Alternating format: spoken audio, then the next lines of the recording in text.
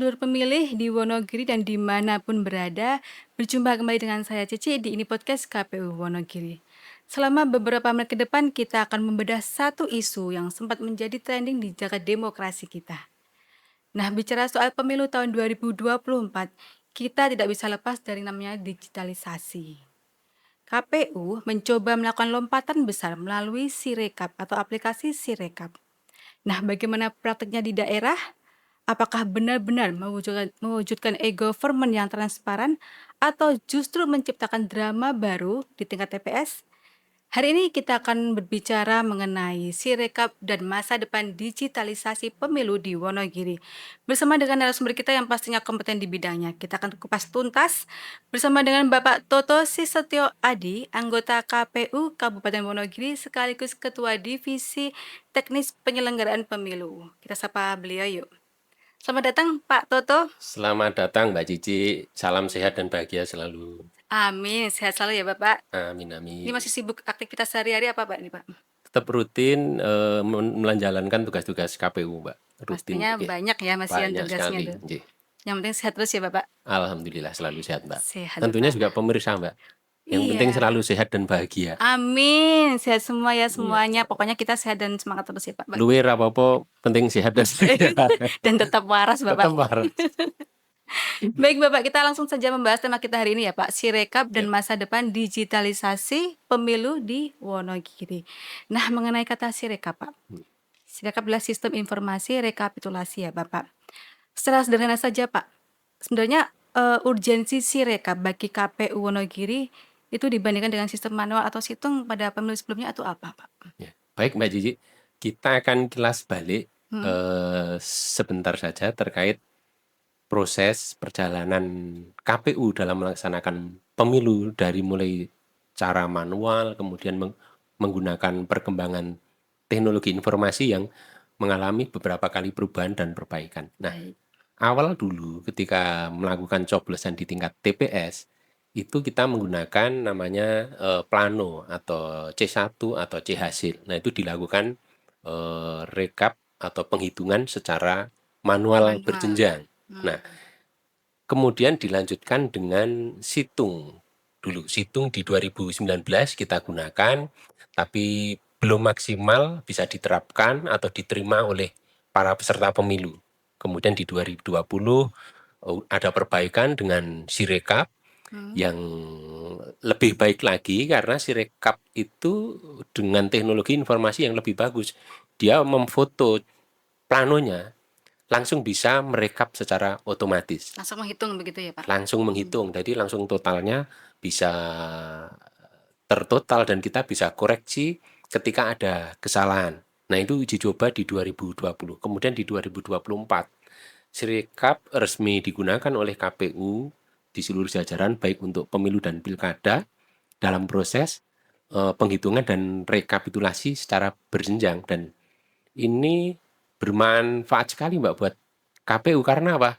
Satu, mengurangi banyak tahapan atau yang kita kurangi, kemudian dokumen juga semakin sedikit, Lebih simpel begitu lebih ya? simpel, kemudian juga lebih transparan, kemudian juga lebih sebenarnya familiar dengan penyelenggara ataupun masyarakat, tinggal pembiasaan untuk cara-cara yang baru Mbak. Dan ini perkembangannya luar biasa, tinggal perbaikan, yang penting siap secara teknologinya, siap secara SDM-nya, kemudian siap juga infrastruktur jaringannya. Saya kira itu yang perlu kita siapkan bagi penyelenggara untuk pemilu di 2029. Baik, yang namanya perubahan itu pasti membutuhkan waktu ya Pak? Yeah. Nah, terkait perubahan yang dihadapi oleh petugas terutama bagi KPPS ya. Yeah. Itu sebenarnya di Wonogiri saat pertama kali mengoperasikan Sirekap bagaimana Pak? Kan saya dengar ada Sirekap mobile juga ya. Ya. Nah, Sirekap mobile juga sama Sirekap yang web Ya. juga. Itu untuk di kondisi di KPPS bagaimana Pak? Yeah. Ya, kemarin 2024 memang ada dua jenis Sirekap mobile atau pakai HP itu, kemudian Sirekap web. Nah, bagaimana KPU mentransformasikan tata cara atau budaya yang berbeda dari manual ke digital kepada jajaran ad hoc-nya, baik PPK, PPS, ataupun KPPS. Nah, pada waktu itu kita mengantisipasi sejak jauh hari karena KPU RI melakukan Bintek itu juga jauh hari, kemudian simulasi berkali-kali. Jadi bagi KPU kabupaten kota itu dapat informasi atau pengalaman lebih untuk mentransformasikan ke jajaran. Nah, pada saat itu kita langsung menyampaikan ke PPK. Jadi kita dapat materi di Bintek atau Rakor RI, kita kemudian secara daring langsung malam itu kita sampaikan ke PPK. Jadi yang diterima oleh KPU pada waktu Bintek, khususnya divisi teknis dan datin kalau nggak salah dulu, langsung kita share ke teman-teman PPK. Jadi langsung informasinya sama-sama diterima saat itu juga. Nah, setelah sampai di kabupaten, kita melakukan Bintek secara langsung. Kita mengundang PPK, kemudian juga melakukan simulasi, didampingi oleh teman-teman yang menjadi operator baik Sirekap mobile ataupun Sirekap web. Nah, itu saya kira pengalaman-pengalaman yang ditransformasikan ke jajaran PPK. Nah, kemudian PPK ke PPS, KPPS. Mereka begitu pula menyampaikan itu langsung ke jajarannya. Nah, ada yang menarik ketika teman-teman di PPK, PPS sampai KPPS itu bukan hanya bintek teoritis saja. Mereka melakukan bintek sekaligus simulasi secara berjenjang juga dari PPK, kemudian mengundang PPS untuk simulasi. Nah, ketika PPS sudah dapat materi dan bekal, kemudian PPS juga melakukan simulasi, baik secara manual ataupun secara digital. PPS mengundang KPPS untuk melaksanakan itu. Nah, ini alur yang kita bangun. Nah, antisipasinya apa? Pada waktu itu kita mengantisipasi apabila ada kegagalan di tingkat TPS baik karena jaringan satu, kemudian atau HP-nya error atau SDM-nya pada waktu itu lupa, kita menugaskan seluruh petugas PPK PPS khususnya yang mobile untuk membackup, memantau proses pemungutan suara dan penghitungan dan rekapitulasi menggunakan Sirekap. Apabila ada yang terkendala, teman-teman PPK PPS langsung menuju sasaran, kemudian membantu apabila ada kesulitan di TPS-TPS tersebut. Jadi langsung menyelesaikan persoalan di lapangan di titik di mana persoalan itu muncul. Saya kira ini kerjasama yang baik sekali antara KPU Kabupaten, PPK, PPS, dan KPPS Mbak ini sudah berjalan, apalagi kemarin juga ada pembagian antara divisi teknis kemudian divisi datin yang dipasrai untuk pengelolaan atau mengampu Sirekapnya.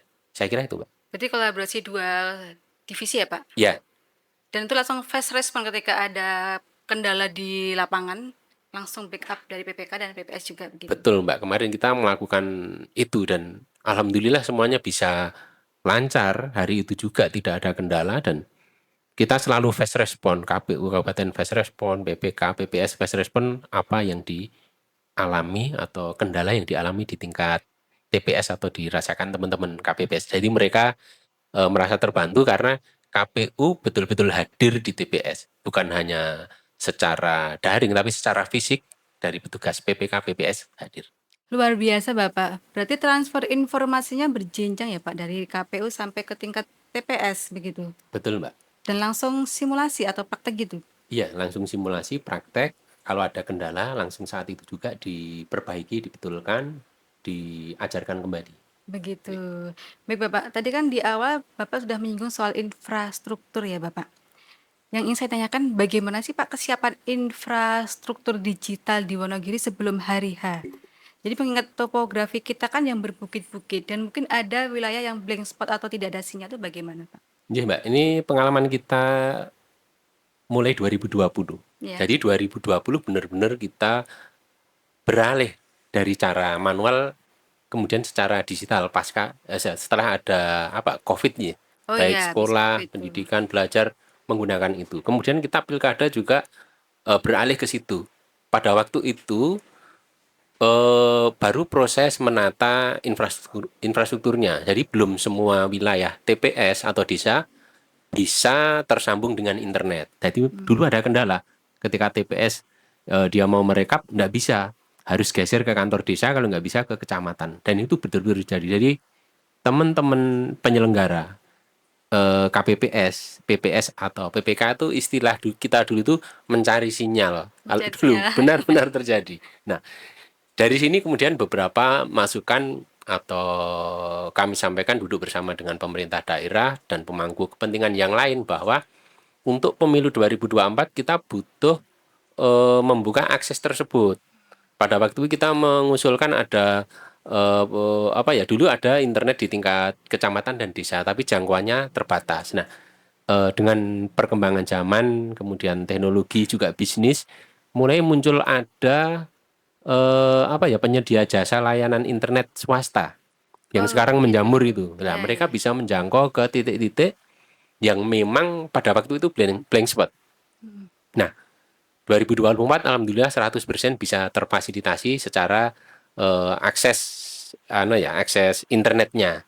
Kemudian 100% sudah 100%. clear. Yeah. Kemudian ditambah perkembangan teknologinya, ya HP semakin bagus, masyarakat semakin familiar menggunakan HP, ya istilahnya Zoom dan sebagainya pasca Covid. Nah, ini cukup membantu, teman-teman juga sangat familiar dengan media sosial. Jadi tidak ada kendala dalam menerapkan itu di pemilu 2024. Nah, kemudian juga faktor SDM.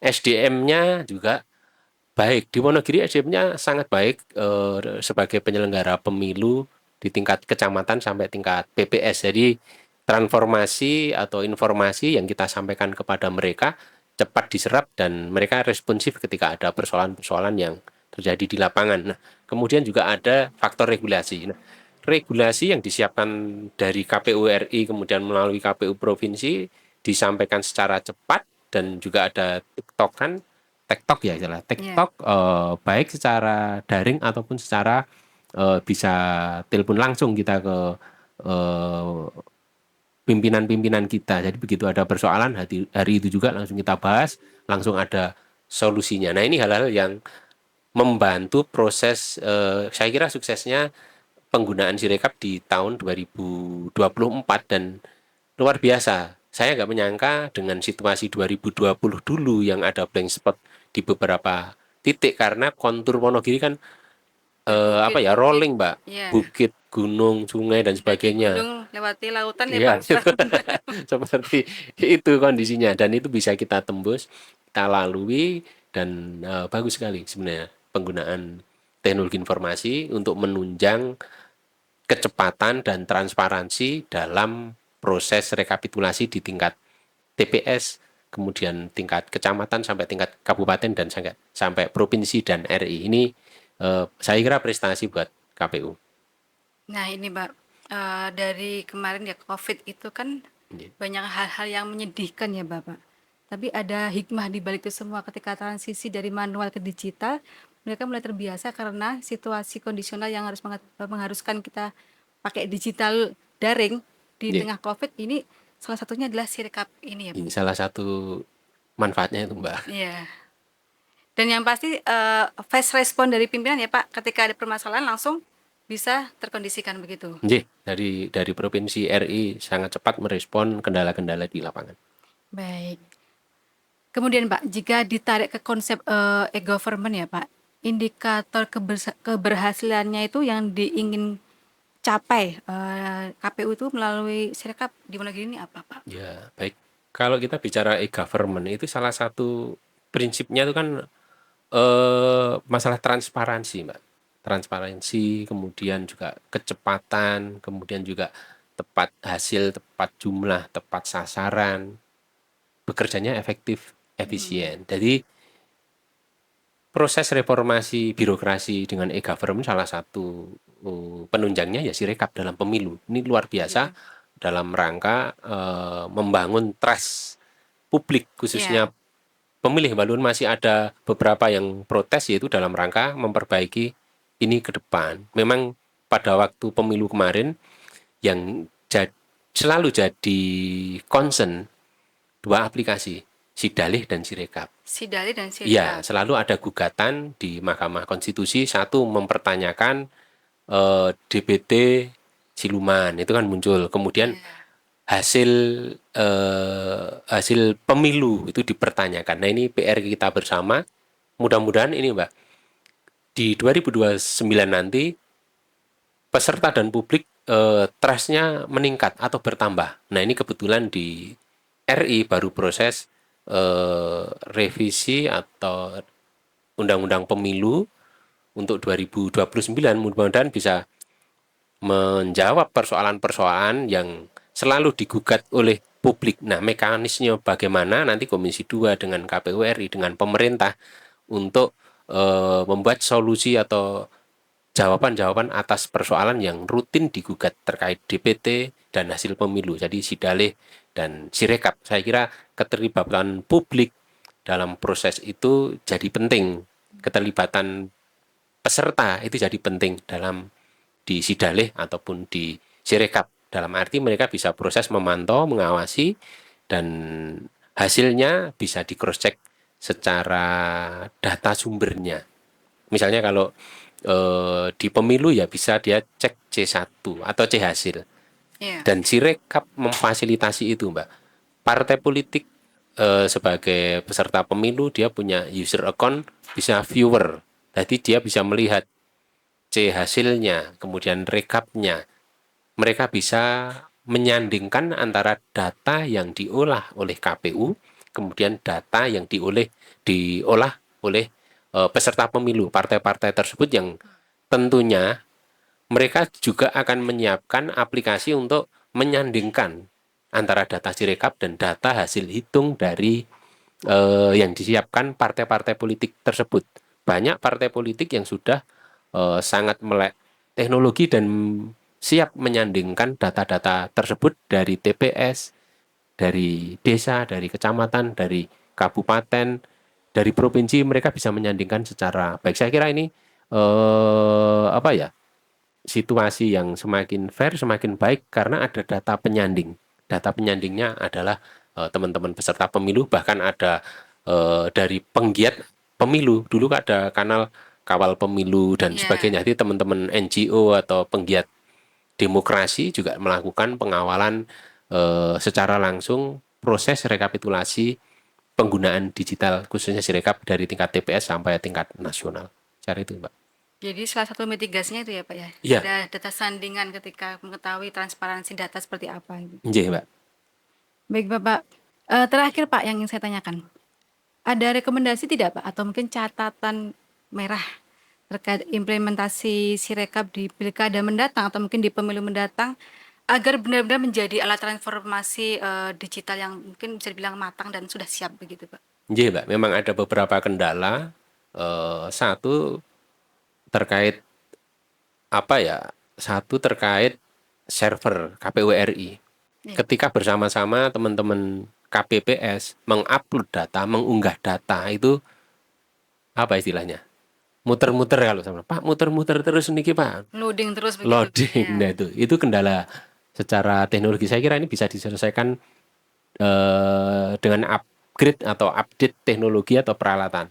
Kemudian yang kedua juga terkait angka. Tadi angka-angka itu semakin jelas dan mudah dibaca oleh aplikasi yang difoto oleh petugas, semakin cepat, semakin akurat. Saya kira itu juga 5 tahun ke depan lompatan teknologi saya kira semakin maju juga, semakin canggih juga. Jadi hal-hal seperti itu sepertinya sudah bisa diantisipasi. Tinggal bagaimana yang paling penting. Setinggi sebaik apapun teknologi untuk membantu proses digitalisasi pemilu, kalau trust-nya tidak ada, ya nggak ada gunanya. Nah, sekarang bagaimana bersama-sama membangun trust, baik oleh KPU, oleh partai politik, khususnya di Komisi 2, pemerintah, kemudian publik, Iya. supaya trust itu betul-betul meningkat dari tahun ke tahun, kemudian aplikasi atau hasil dari KPU semakin legitimate karena didukung oleh banyak pihak. Salah satu indikator keberhasilan pemilu atau pilkada yang dilaksanakan oleh KPU, saya kira itu Mbak Cici. Sambil kita menunggu undang-undang terbaru ya Pak, kita Betul. tunggu sampai kapan dikeluarnya ini? Mudah-mudahan tahun ini Mbak itu untuk Oh tahun ini ya? revisi undang-undang pemilunya. Pilkadanya belum. Belum, Pemilunya pemilu insya dulu. Allah tahun 2026 sepertinya gedok gitu. Ya, baik. Semoga nanti harapan Bapak terwujud di pemilu ke depan ya, Pak, Iya, untuk Mbak, hal-hal biar yang mau memudahkan dikembangkan lagi. penyelenggara Betul, baik. dengan ada aturan yang apa ya, mengantisipasi persoalan itu. Kita sebagai ujung tombak loh Mbak, yang berhadapan langsung dengan publik, dengan peserta pemilu, dengan masyarakat, itu lebih enak karena semuanya selalu ada jawaban yang ada legal formalnya, regulasinya. Itu Mbak Iya. Cici.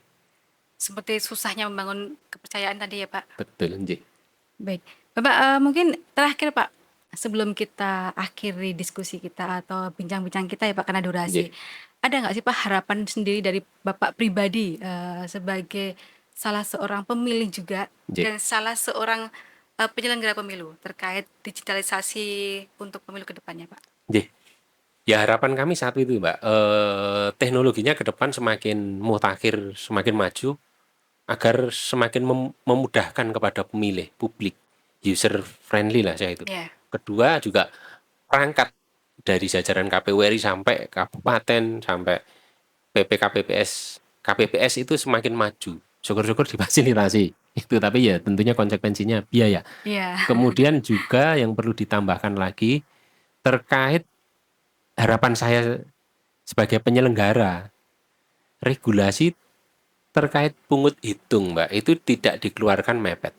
hmm, Biasanya keluarkan 1 bulan atau mepet lah menurut saya. Kalau bisa ini, dihitung kan mepet kalau 1 bulan tuh ya. iya, kalau ini bisa dikeluarkan 6 bulan atau pada saat mulai masa kampanye, itu luar biasa. Di Kanada itu dikeluarkan 6 bulan sebelum pencoblosan. Dan dampaknya juga cukup signifikan terkait tingkat partisipasi, kemudian juga kesalahan mencoblos. Artinya apa? Penyelenggaranya siap, Ya, partai politiknya juga siap terkait tata cara, sekaligus bisa disosialisasikan mereka ke pemilihnya pada saat kampanye sampai hari H pencoblosan. Kemudian juga sosialisasinya akan masif. Dan pada saat pelantikan KPPS, teman-teman PPS dan PPK sudah siap dengan materi secara legal formal, PKPU-nya keluar, juknisnya keluar, tata cara penggunaan aplikasinya sudah ada. Jadi mereka sudah siap, perlengkapan tempurnya 100%. Tinggal penggunaannya, tinggal simulasinya dilakukan secara berulang-ulang, uji coba terus-menerus, mencari kira-kira masih ada titik lemah atau kurang di mana terkait SDM-nya atau terkait akses akses yang lain. Jadi iya. agar ini bisa lebih mudah diterima oleh publik, saya kira itu, Mbak. Amin. Semoga harapannya didengar yang berkebijakan ya, Pak. Ya, ini Yang sangat memiliki tergantung kebijakan di atas. pemerintah, KPU RI, kemudian juga Betul. tentunya partai politik, Mbak, karena Iya, mereka yang ada di DPR RI. Jadi bersama-sama lah ini kerja bareng untuk sinergitas. kebaikan demokrasi atau perkembangan demokrasi di Indonesia. Baik, terima kasih Bapak, luar biasa kita membahas mengenai digitalisasi ini ya Pak. Gitu. Dan ternyata di balik layar sebuah angka di website KPU itu ada perjuangan teknis dan dinamika kebijakan yang mungkin sangat kompleks ya Pak, khususnya Gitu. di Wonogiri ini. Gitu. Bapak terima kasih telah hadir di ini podcast. Gitu. Semoga yang kita bincang-bincangkan hari ini menjadikan insight juga, pemahaman, dan juga memberikan motivasi untuk lebih baik lagi ke depannya mengenai kepemilu dan pemilihan juga ya Pak. Nggih, Terima Mbak kasih. Cici, terima kasih, sehat, bahagia selalu. Sehat selalu Bapak, terima kasih. Baik, sedulur pemilih, satu pelajaran penting yang bisa kita ambil, bahwa digitalisasi bukan hanya soal aplikasi yang canggih, tapi soal kesiapan infrastruktur, kematangan SDM, dan juga transparansi data yang bisa dipertanggungjawabkan kepada masyarakat. Terima kasih telah menyaksikan ini podcast pada episode kali ini. Semoga dapat bermanfaat bagi kita semua. Dan teruslah kritis dalam berdemokrasi. Sampai jumpa di episode selanjutnya dan jangan lupa untuk selalu membangun negeri melalui demokrasi. Salam.